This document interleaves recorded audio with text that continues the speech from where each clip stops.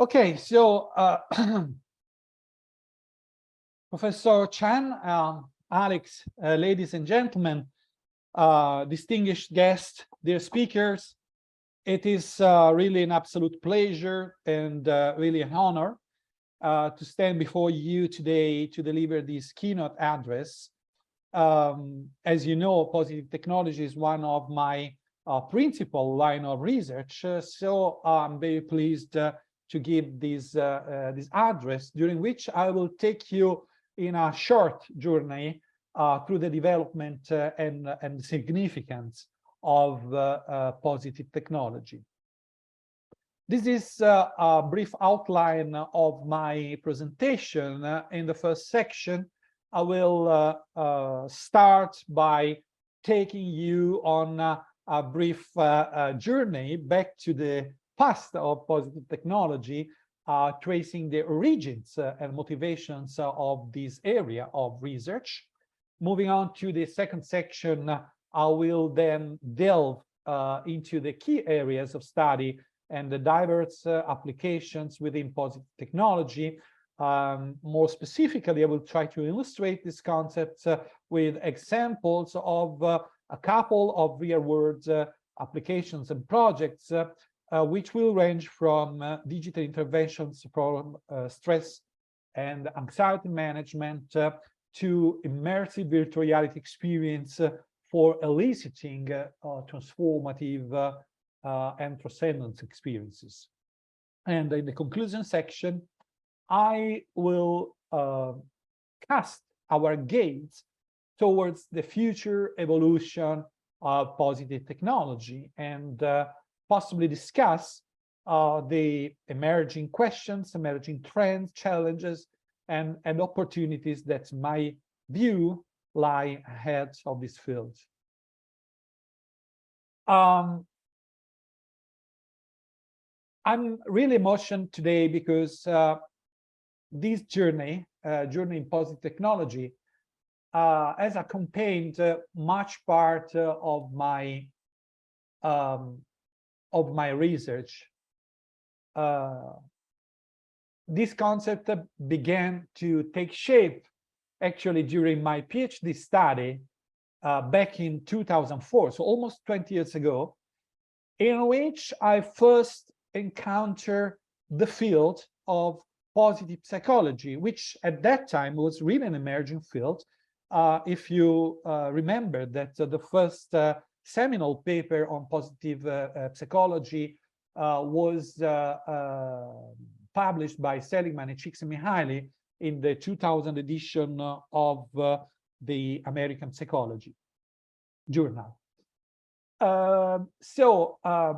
In this first encounter, I'm grateful to my former supervisor, PhD supervisor, who is Antonella Delle Fave.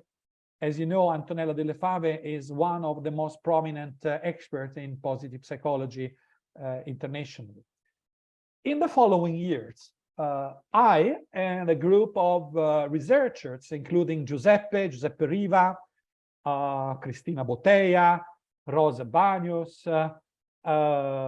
John Waterworth, Brenda Wiederhold, and others, many others, Daniela Villani, we started to realize the potential of integrating positive psychology and technology to enhance human well-being and foster positive experiences. So the concept of positive technology was first introduced at the dedicated symposium at a conference, IEEE conference, Human System Interaction, in 2009. A conference was held at the University of Catania, and this symposium marked a pivotal moment because it brought together a group of like-minded scholars and researchers who were really passionate about exploring the interaction and intersection of technology and the science of human well-being. Because of this symposium, following this symposium, we tried to further develop and refine the theoretical foundation of positive technology. And as a result, in 2011, we published 2 seminal papers in the journal Cyber Psychology and Behavior, which laid the groundwork for this research area. In the last 15 years, research in positive technology has attracted increasing attention from an interdisciplinary community of scholars, leading to many conference papers, dedicated symposia, workshops, special issues in journal, edited books, and as an emerging area of research, a lot of efforts have been spent on developing the conceptual pillars and the levels of analysis, as well on the definition of frameworks for bringing well-being principles into the design of interactive systems. At the methodological and applied level, the research so far conducted on positive technology has focused on the design, the development and validation of digital experience that are aimed at promoting positive change through flow, through positive emotions, through meaning, through strengths, the cultivation of human strengths, as you have seen in the previous presentation by Flavia, meaning, and of course, positive relationships. And this is why today I am deeply honored to stand alongside researchers who have been invited as keynote speakers at this very conference. Their presence today and in this and in the following days not only indicates that positive technology is today an established and promising research field, but also this conference, I think it offers an extraordinary opportunity to lay the foundation for the future advancements and the sustained progress of this research area. So again, for this, I'm immensely grateful to Professor Chan and the scientific committee, organization committee of this conference for organizing this event and granting me the privilege and the possibility of contributing to the development of this area further.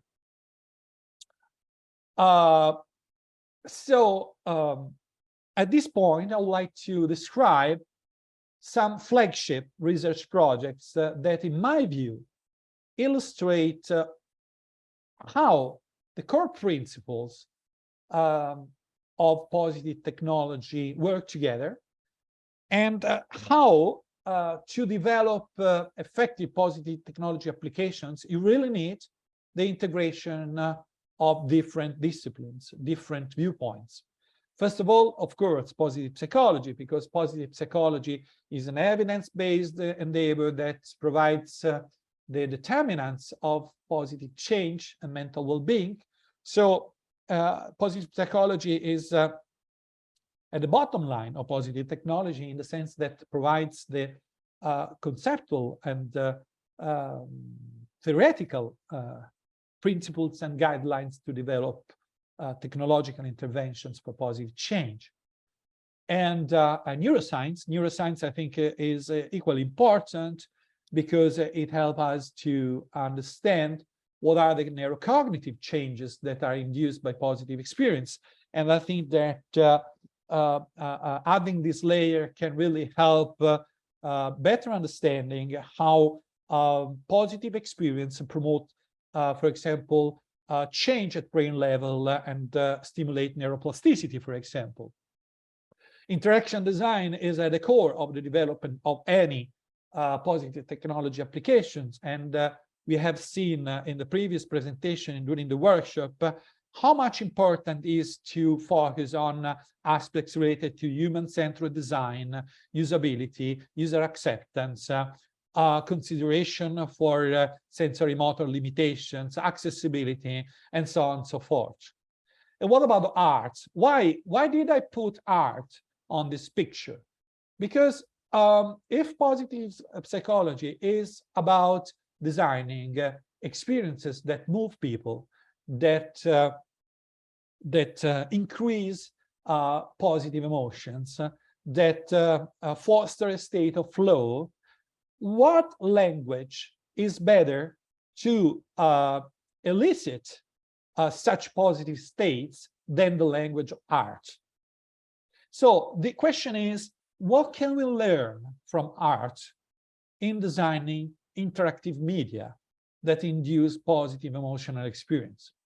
As we have seen in the previous workshop, the language, the visual language of art, metaphors, they require a really specific competence that very often psychologists do not have.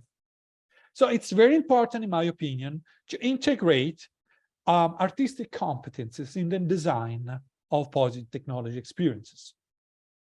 Now, I would like to start describing some flagship projects that, in my opinion, provide an overview of the potential of positive technology. Of course, they are projects carried out by my own research group over the years, and they are by no means exhaustive of what we have done and what positive technology researchers have done in the field.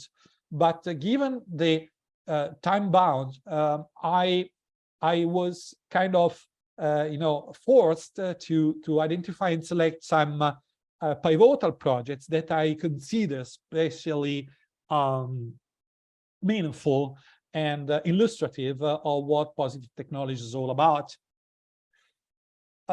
So I would like to start from a not very recent project. It is a 2014 project that was funded by the European Commission. The Interstress project was a very large project funded by the European Commission that was aimed to tackle the issue of psychological stress in professional and social contexts through the development of cutting-edge technology-based solution. So the primary objective of the project was to create a set of experiential tools and technologies that we labeled interreality as a framework that aimed at establishing a seamless connection between the real and the virtual worlds. The concept was to use virtual reality training scenarios and mobile tools together to assist individuals in understanding and proactively managing stress triggers. With transfer of learning of the competencies acquired into the virtual reality simulation to real-life situations, facilitated by the use of wearable devices and smartphones and artificial intelligence. So it was a quite sophisticated project, but I think that it is still an actual project, a current idea, because it paved the way for the integration between virtual and real-life psychological and technological-based intervention. Our research involved the creation of a range of virtual stressful scenarios that were specifically designed for the assessment and training of workers. Our target population were workers exposed to high levels of stress, to high risk of burnout, such as nurses and teachers. Maybe I forgot to mention that the main goal of the Interstress project was to help and improve the mental condition of people exposed to work-related stress, which you know very well, it's a significant societal problem nowadays. It is considered today the real pandemic of the 2021 century. So the goal, as I mentioned, was to develop some training scenarios in virtual reality based on data and insights that we gathered through interviews and focus groups, applying a method that is very similar to the method that was illustrated by Dr. Cristofolini during the previous presentation. So we carried out focus groups and interviews, the in-depth interviews with target user population, including nurses and teachers, to find out which were the most stressful situations in their working life. And after collecting this information, we tried to develop virtual scenarios that virtually simulated these stressful situations, of course, in a simplified way, focusing on very specific areas of and issues. For example, conflict management, the relationship with co-workers, coping with boss demands, and so on. And then we exposed participants during the psychotherapy sessions to these scenarios. And during this exposure, we closely monitored the physiological and behavioral responses of the participants. Why?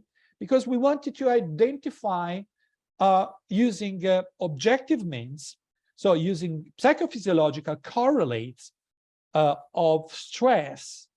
We wanted to identify the most challenging situations and evaluate the progress made by participants in terms of increased emotional regulation over the course of the therapy.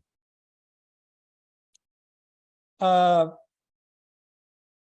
top of this, we created a mobile application that used heart rate monitoring to automatically detect stress levels during individuals' daily lives. And this allowed to evaluate the effectiveness of the virtual reality interventions, but also to personalize the therapy based on the progress of each patient. So data collected from each patient in real life and in real time by the InterStress system help us to also to adapt and regulate the virtual reality exposure sessions by customizing the exposure according to the specific area of stress identified during real life situation. This is why we call this approach inter-reality, because it connects knowledge derived from the patient during real life activities and situation with activities and training activities that the patient does in virtual reality. And there is this continuous exchange of information between these two realms.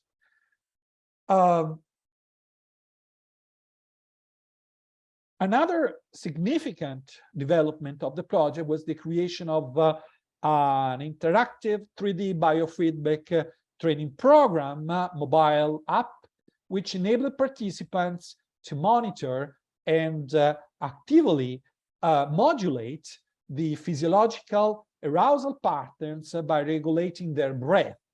So we integrated wearable sensors in this application. For example, you see in this small picture the E4 device by Empatica, which enables tracking heart rate and heart rate variability. And this device was used as an ideal tool to enable biofeedback training on the go, so during real life situations. So the idea was, when you are facing with the acute stress episodes and the application is able to detect these episodes, then the application triggers suggestions and recommendations in order to, learn how to deal, how to cope with these acute stress and acute anxiety episodes by taking exercises, by learning how to manage these unpleasant states. Okay, now I'm sure that your question is whether this approach worked. We carried out a large-scale randomized controlled trial comparing 3 conditions. One condition was, of course, the experimental condition, in which we integrated cognitive behavioral therapy with the use of inter-reality technology, so mobile tools and virtual reality. The first control condition was conventional intervention, so CBT without the integration of technology. And we had a third condition, a wait list, in which participants received no treatment, but were tested before and after the equivalent interval of time to control this variable. So results showed that both treatments, so CBT and InterStress, were able to significantly reduce perceived stress and increase management of anxiety. But in general, we noticed a better outcome for InterStress. In fact, only participants who received the technology support CBT treatment reported a significant reduction, for example, in chronic trait anxiety, not only in a state anxiety, but also in trait anxiety.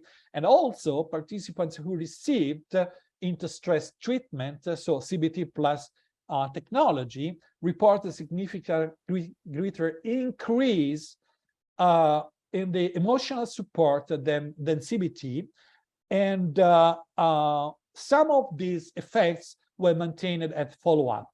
So if you want to look at paper, the reference is below.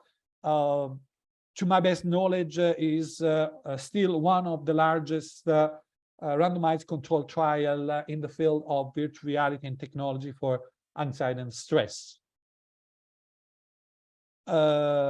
Okay, so this large project was very encouraging. We learned a lot. It helped us to understand very much what are the potential but also pitfalls of integrating positive technology in the treatment of stress and anxiety. But foremostly, what we learned from this project is that changing is hard, and that technology cannot be considered by itself a panacea, especially if we focus too much, if we put too much emphasis on technology and not on the experience enabled by technology. So reflecting on the results of this project and other projects that we carried out in this period, in around 2014, 2015, I started to think about that the use of virtual reality as exposure therapy, in my opinion, is not always enough to trigger significant psychological change. So I started at that time working on a new concept, on a new approach in positive technology, a new research program that I call transformative experience design. In this approach, our objective is not to work on pure exposure to real-life situations as in InterStress, but to explore how advanced simulation technologies, for example, virtual and augmented reality, together with the language of arts, can facilitate self-transcendence experience, can facilitate the promotion and elicitation of profound emotional encounters that stimulate personal transformation. What I intend by personal transformation, what I intend by transformative experience. Personal change in psychology is generally considered a linear process, a gradual process, which occurs either as a result of maturation over the lifespan or as a result of therapeutic intervention, of course. But if you look at research from different disciplines, including, for example, anthropology, philosophy, psychology, you see the existence of a second type of change, transformative change, which involves a radical and long-lasting shift in individuals' core values, beliefs, and attitudes. This type of more radical change, some authors call this type of change quantum change, namely De Baca in a famous book that has been published some years ago. So this type of radical change is sometimes triggered by experience that not by chance are defined as life-changing experiences that have the capacity of changing not only what we know and value, but also how we see the world. For these characteristics that are unique to these experiences, transformative experiences are gaining increasing attention, not only in psychology and neuroscience, but also in philosophy. Indeed,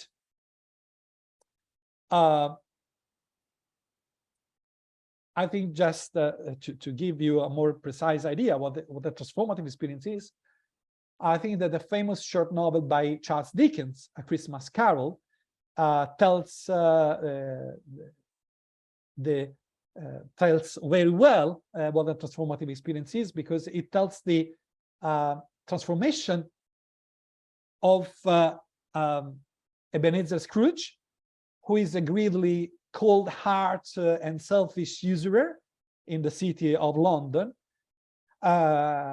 who disparages charity and say that the poor people should die. So a very cynic person.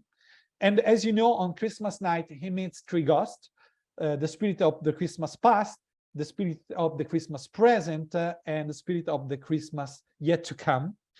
And these three ghosts will retrace Scrooge's existence. They show him the misery of his present and what will happen in the future, because, as you know, he has died and no one misses him, and so on. So if he realizes that if he does nothing to change, his life will be full of misery and of pain. So after these encounters, Scrooge wakes up on Christmas Day with a new outlook on life, grateful for being given a second chance. So what are transformative experiences? In principle, all experiences have the potential to change us. But intuitively, we know that not all experiences bear the same transformative potential. For example, according to the philosopher Laurie Paul from Oxford, an experience can truly change us if it is both epistemically and personally transformative. What does it mean? It means that an experience is epistemically transformative when it allows a person to grasp new knowledge that will be inaccessible to the knower until he or she has such an experience. For example, if you taste a new fruit, or if you hear a sound or you see color for the first time, this is an epistemically transformative experience because it adds new knowledge, new sensorial knowledge, which was inaccessible to you until you do this very experience. However, there are experiences that not only teach us something totally new, but that are also able to change our viewpoint and our core preferences and our core values. For example, the experience of having a child not only provides new knowledge about what it's like to have a baby, but it can also change a person's values, priorities, and self-conception in ways that are deep and unpredictable. So you can explain, I'm not saying this, Laurie Paul is saying this, but I agree very much. You can try to explain to people what it's like to have a baby, but you will never truly understand and feel the experience until you haven't it. So this is what a transformative experience is also from a, let's say, a philosophical standpoint. From a psychological perspective, transformative change is often associated to specific emotional experiences that are defined transcendence emotional experience. These are very complex mental states that allow individuals experiencing something greater of themselves, reflecting on deeper dimensions of their existence and shaping lasting spiritual beliefs. A common characteristic of these experiences is that they often involve deep feeling of awe, which is a complex emotion in which fear is blended with astonishment, admiration, and wonder. It is a compelling emotional experience which has, as you know, philosophical roots in the domain of aesthetics and the religious and the spiritual experience. But the contemporary psychological understanding of awe comes largely from a seminal paper by Kellner and Haidt back in 2003. In this paper, they introduced the definition of awe as an experience that encompasses two key appraisals: the perception of vastness and the need to mentally attempt to accommodate this vastness into existing mental schemas. So vastness refers to something that is perceptually greater than yourself. Freud, in this sense, talk about the oceanic feeling, okay? So imagine when you are in front of a huge landscape or the ocean or the blue sky, but also vastness can be referred to conceptual vastness. For example, a grand theory, a theory that, revolution your way of thinking about reality, the nature of reality. Think about the theory of relativity or the Darwinian theory of evolution. So after this definition, I started to think about what about if we could actually design digital experience that facilitate or invite personal transformation. So what if we had a technology capable of simulating extraordinary and transcendence experiences? Could we then try to use such experiences to inspire awe and wonder in people and maybe trigger change on top of these experiences? So our first attempt was to investigate whether virtual reality has the potential of inducing awe.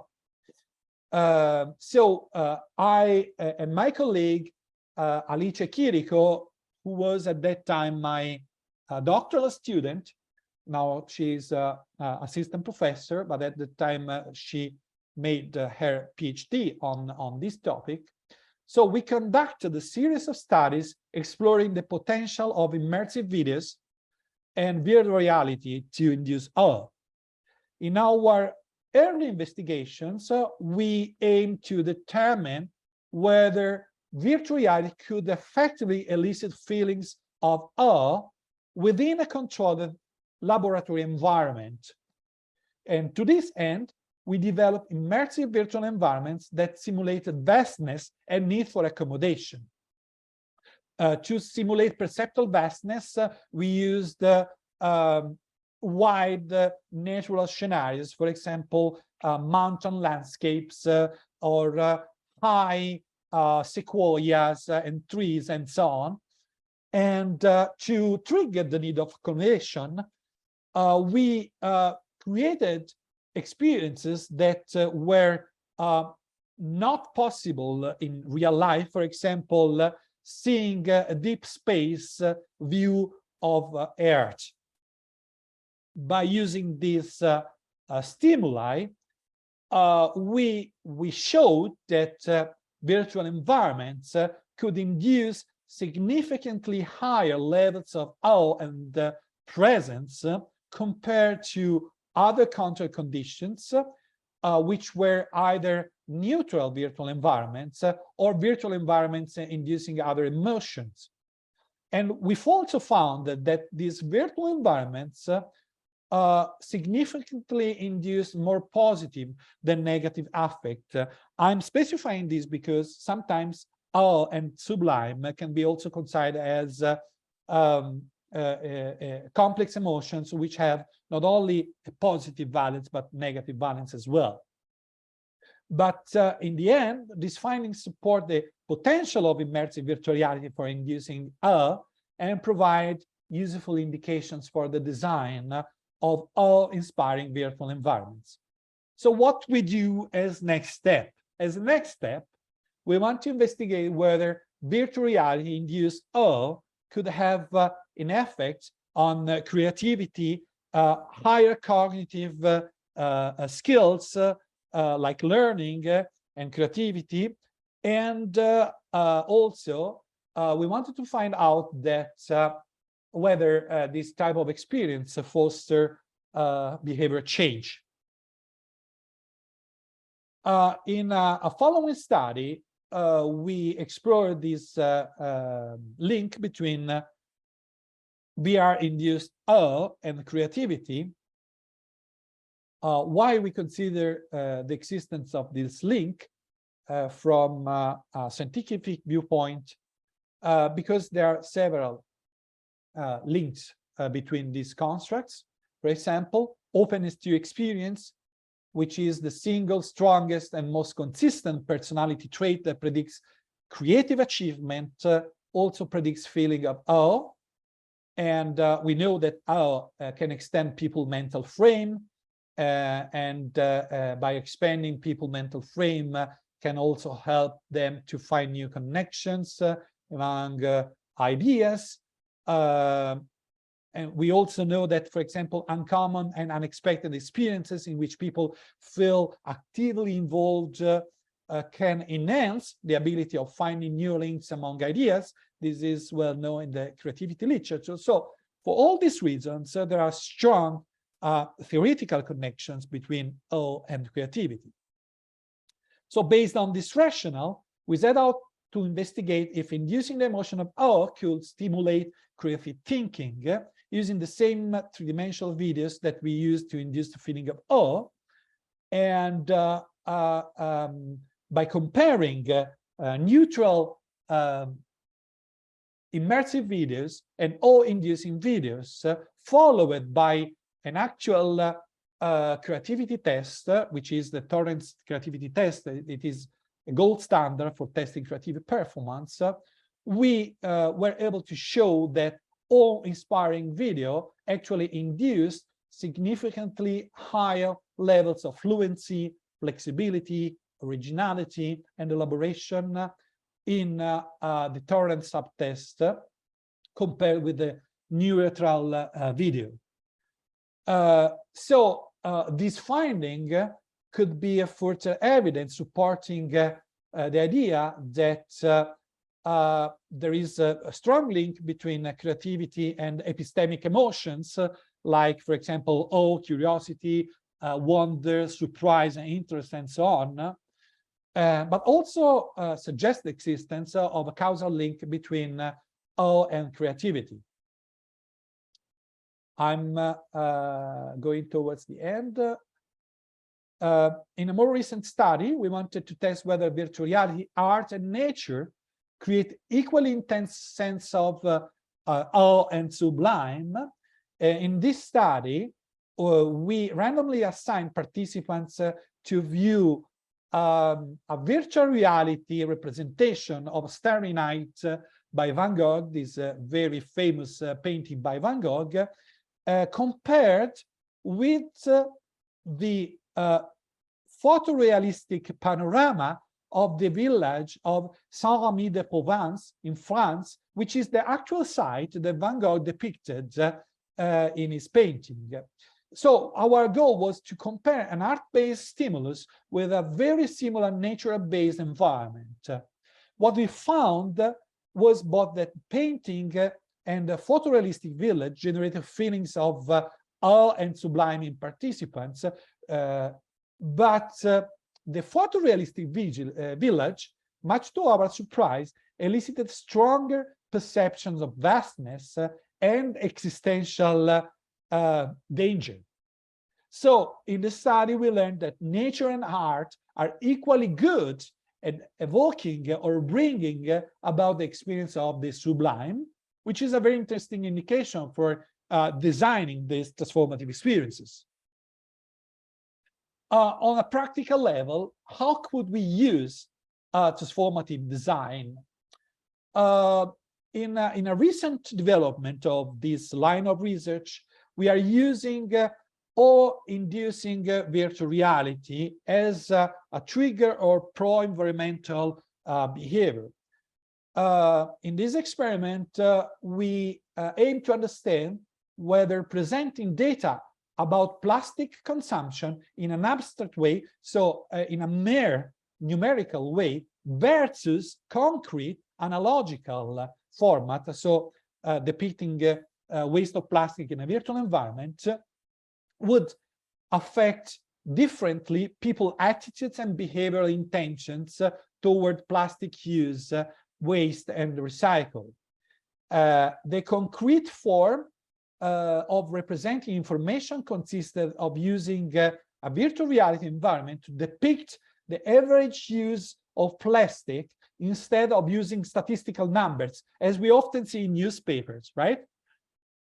So, for example, displaying 10 bottles instead of the number 10.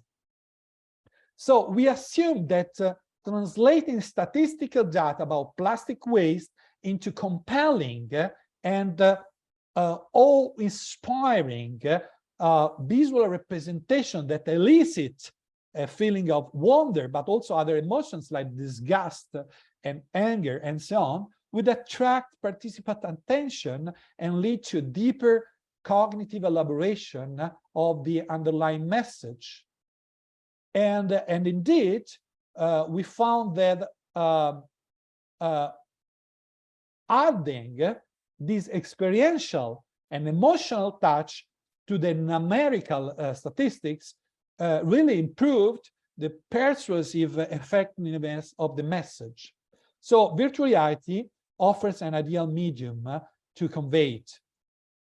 To conclude, recently we wanted to analyze more specifically the effect of awe on pro-ecological behaviors. In this study, we involved 119 participants who experienced different virtual reality environments. So awe-inspiring virtual nature, non-natural awe-inspiring scenarios, non-awe-inspiring virtual nature, and non-natural, non-awe-inspiring scenarios, as in this matrix. And what we found was that awe-inspiring virtual nature lead to a significant higher number of pro-environmental behavior, like taking flyers about promoting the petition for environmental protection. And this indicates an influence on social engaging pro-environmental attitudes and behavior that is promising result, because it shows that transformative design could lead also to important behavioral change that could be used to sustain ecological behaviors. So, to summarize, positive technology offers exciting opportunities for research and innovation in digital well-being, as indicated by the diversity of frameworks, application areas, intervention protocols, and solutions that are covered in the studies that we have shown, but also the studies that will be shown by my colleagues, that have been shown by Professor Riva. The interdisciplinary nature of positive technology is confirmed by the variety of conceptual analysis and the diversity of methodologies, but this very diversity allows the creation of synergies between research communities, between technology, between design, between psychology, between neuroscience, between art and design, all aiming to improve the relationship between people and technology and promoting human functioning in general. So I strongly believe that efforts should be made to establish common theoretical methodological approach, including interdisciplinary education programs for psychologists, designers, technologists, and practitioners interested in positive technology. Thank you for your attention.